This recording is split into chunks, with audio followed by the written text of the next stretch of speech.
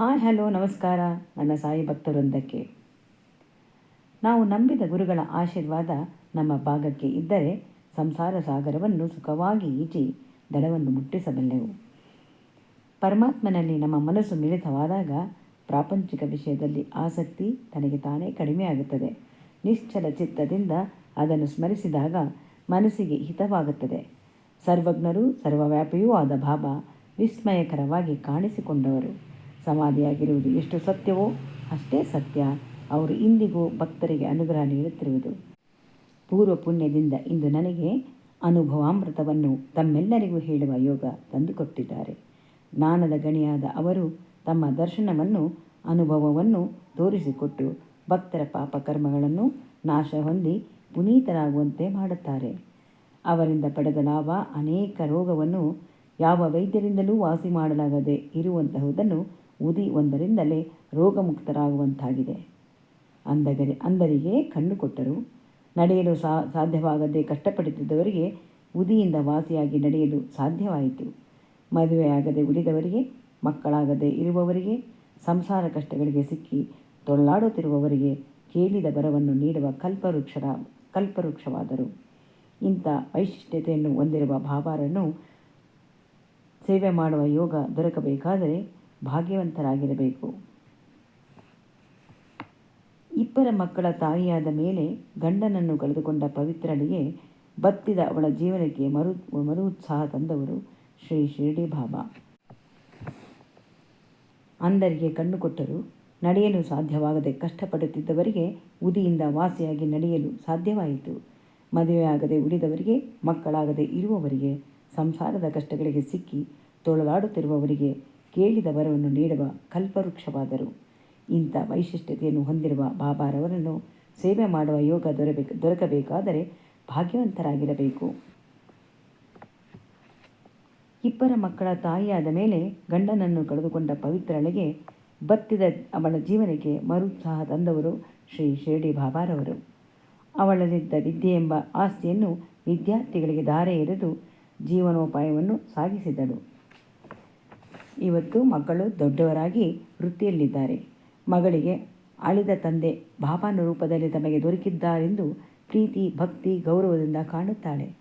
ಪವಿತ್ರ ಹೇಳುವ ಹಾಗೆ ಕುಟುಂಬದಲ್ಲಿ ಎಲ್ಲ ದೇವರನ್ನು ಪೂಜಿಸುವ ಹಾಗೆ ಬಾಬಾರವರನ್ನು ಪೂಜಿಸುತ್ತಿದ್ದರು. ಆದರೆ ಮಗಳದು ಅಪೂರ್ವವಾದ ಭಕ್ತಿ. ತನ್ನ ಹುಟ್ಟಿದ ಹಬ್ಬಕ್ಕೆ ಒಡವೆ, ವಸ್ತ್ರ ಯಾವುದೂ ಇಷ್ಟಪಡದೆ ಭಾವನ ದರ್ಶನ ಮಾಡುವುದೇ ಹಬ್ಬ ಎಂದು ಭಾವಿಸಿದ್ದಾಳೆ. ಮೊದಲ ಸಲ ಶಿರಡಿಗೆ ಹೋಗಲು ಇಷ್ಟಪಟ್ಟಾಗ ಪವಿತ್ರ ಮಗಳೊಂದಿಗೆ ಶಿರಡಿಗೆ ಹೊರಟಳು. ಪವಿತ್ರ ಶಿರಡಿಗೆ ಹೋಗಲು ನಿಶ್ಚಯ ಮಾಡಿದ್ದಂದಿನಿಂದ ಸಕ್ಕರೆಯನ್ನು ಸೇವಿಸುವುದನ್ನು ಬಿಟ್ಟಳು. ಬಾಬನ ದರ್ಶನ ಪಡೆದ ಮೇಲೆ ಸಕ್ಕರೆ ಮತ್ತೆ ತಿನ್ನುವುದು ಎಂದು ಅಂದುಕೊಂಡಳು. ಮಗಳು ಬರಿಗಾಲಿನಲ್ಲಿ ಶಿರಡಿಗೆ ಹೋಗಿ ಬಾಬನ ದರ್ಶನ ಪಡೆಯಲು ನಿಶ್ಚಯಿಸಿದಳು. ಬಸ್ಸಿನಲ್ಲಿ ಕುಳಿತಾಗ ಪವಿತ್ರಾಗಿ ಏನೋ ಆತಂಕ. ಇಬ್ಬರೇ ಹೆಂಗಸರು, ಪರಿಚಯವಿರದ ಸ್ಥಳಕ್ಕೆ ಹೋಗುತ್ತಿದ್ದೇವೆ, ಏನಾದರೂ ತೊಂದರೆ ಆದರೆ ಸಹಾಯಕ್ಕೆ ಯಾರೂ ಇಲ್ಲವಲ್ಲ ಎಂದು ಮತ್ತೆ ತನಗೆ ತಾನೇ ಧೈರ್ಯ ತಂದುಕೊಂಡಳು. ಬಾಬಾ ಇರುವಾಗ ಚಿಂತೆ ಏಕೆ ಎಂದು. ಬಸ್ಸಿನಲ್ಲಿ ಇರುವ ಹಾಗೆ ಗಂಡಸರ ಸಹಾಯವಿಲ್ಲದೆ ಹೆಂಗಸರೇ ಒಬ್ಬರಿಗೊಬ್ಬರು ಜೊತೆಯಾಗಿ ಬಂದಿರುವವರು ಇದ್ದರು.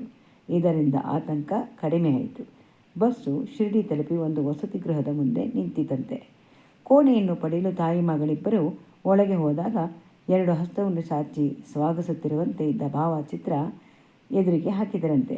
ಬಾಬಾನೇ ಇವರನ್ನು ಮುಗುಳು ನಗುತ್ತಾ ಸ್ವಾಗತಿಸುತ್ತಿದ್ದಾರೆಂದು ಭಾವನೆ ಇವರಿಬ್ಬರಲ್ಲಿ ಬಂದಿದೆ. ಕೋಣೆಯೊಂದನ್ನು ಬಾಡಿಗೆಗೆ ಪಡೆದು ಸ್ನಾನ ಮುಗಿಸಿ ಮಂದಿರದ ದರ್ಶನಕ್ಕೆಂದು ಹೊರಟರು.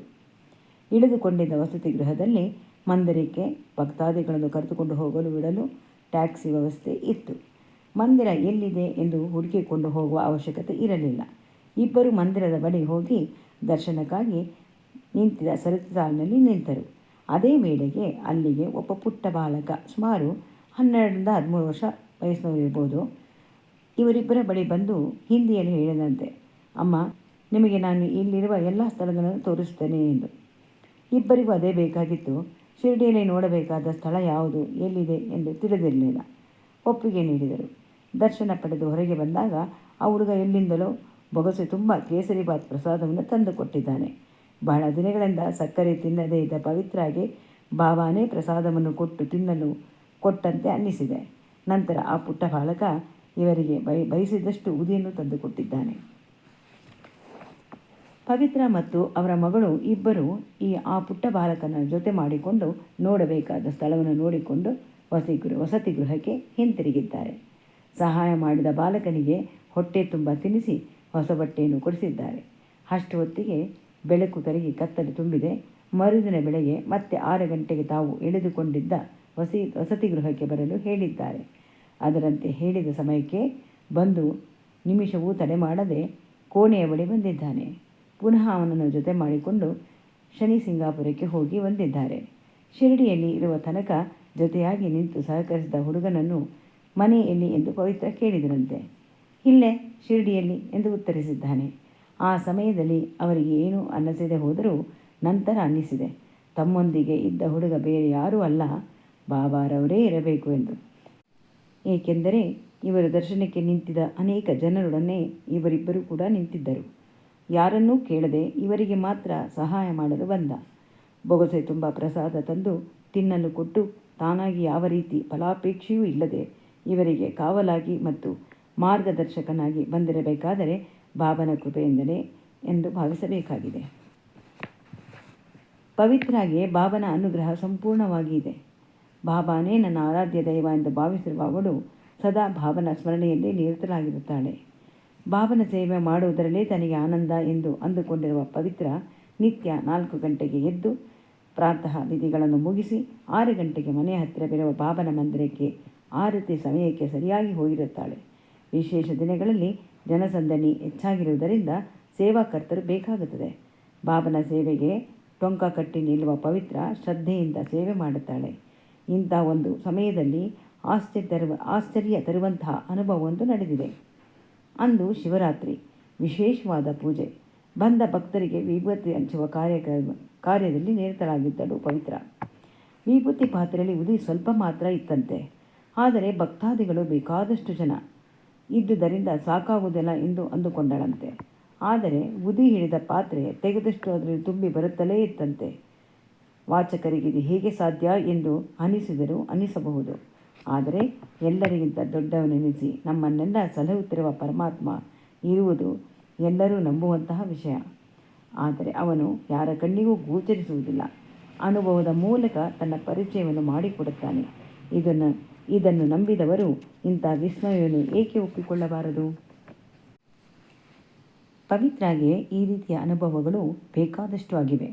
ಬಾಬಾ ಸಹಾಯಕ್ಕೆ ಇರುವಾಗ ನಾನು ಯಾವುದಕ್ಕೂ ಹೆದರುವುದಿಲ್ಲ. ಚಿಕ್ಕ ವಯಸ್ಸಿನಲ್ಲಿ ನಾನು ಗಂಡನನ್ನು ಕಳೆದುಕೊಂಡು ಸಂಕಟಪಟ್ಟಿದ್ದೇನೆ. ಅದು ನಾನು ಮಾಡಿದ ಪಾಪಕರ್ಮದಿಂದ. ಇನ್ನು ಮುಂದೆ ನನಗೆ ಜೀವನದಲ್ಲಿ ನೆಮ್ಮದಿ ಶಾಂತಿ ಸಿಗಬೇಕಾದರೆ ಬಾಬನ ತಾರಕ ಮಂತ್ರ ಜಪಿಸುವುದೊಂದೇ ನನಗಿರುವ ಮಾರ್ಗ. ಯಾವ ಕಾಯಿಲೆಗೂ ನಾನು ಡಾಕ್ಟರ್ ಬಳಿ ಹೋಗಿ ಔಷಧ ತೆಗೆದುಕೊಳ್ಳುವುದಿಲ್ಲ. ಆದರೆ ಉದಿ ಎಂಬ ದಿವ್ಯೌಷಧಿ ನನ್ನ ಬಳಿ ಇದೆ.